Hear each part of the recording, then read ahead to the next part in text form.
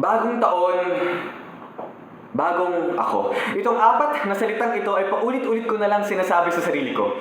Paulit-ulit na lang taon-taon, pero sa hanggang ngayon, nahihirapan pa rin bumangon. Walang ginawa kung hindi tumutok sa aking phone, scroll ng scroll sa IG, na wala namang laman kung hindi lason.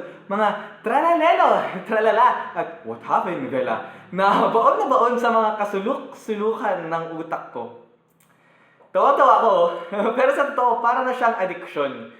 Pag tinatakbuhan, makikita nakabuntot pa rin kapag lumingon. Sa totoo lang, Enero pa kasi dapat to. Kaya nga, bagong taon, bagong ako, di ba? Pero ano na? Mayo? Hunyo? Kalahati na ng taon! Diyos ko, at di ko pa rin matapos-tapos tong piyesang ito. Makasabi-sabi ng apat na salita. Bagong taon, bagong ako. Kalahating taon na, ano na plano mo sa buhay mo?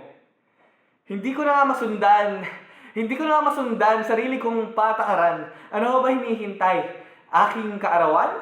O ano? Papaabutin pa ba natin to ng Pasko? O papalalain pa ba natin at tatapusin lang to pag nagkabebe na ako? Pag hinintayin natin yun, baka mauna pang amhagi ng pagkatao ko. Iniisip ang mga bagay-bagay na hindi pa naman kailangang isipin, na para bang di pa ako handang tapusin tong kaemehan kung sobrang tagal ko nang gustong harapin. Ano na nga ba kasi ang plano? Video ba? Audio ba? May pa-music pa ba? May subtitles ba? Short form, IG, YouTube, Facebook, ano na? Videohan ko pa ba? Paano yung lighting, yung face, yung camera? Paano naman boses ko? Galaw ko? Yung aking muka? Buhok ko? Diyos ko, magsulat ka na lang. Wala ka pa nga dyan, pinoproblema mo na agad-agad. Yung gusto mo kasi tipong mapapawaw lahat ng makakita, mapapatawa sila, at mapapasaya. Yung isipin nila na, shit, isa tong Makata. Wala pa nga yung mismong pyesa, iniisip mo na kung paano ka makikita sa mga mata ng iba.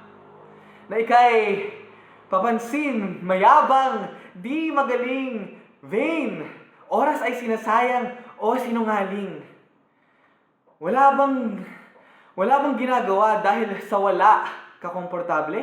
O dahil inuuna ang iniisip ng iba kaysa sa sarili? Oo, napadpad ako sa simpleng tulang naging simpleng paraan para makakanta ang aking pusong naghahanap ng kalayaan. Kalayaan saan? Kalayaan sa takot magpakita, sa takot magsalita, sa takot mahusga, makilala, o magpakilala. Ito na nga, tatapusin na. Kailangan nga lang ng kakaunting puwersa para magtulak ang aking pusong kumanta ng kanyang ginugustong mga piyesa. At sana, kung posible, mapakanta din ang mga puso ng iba.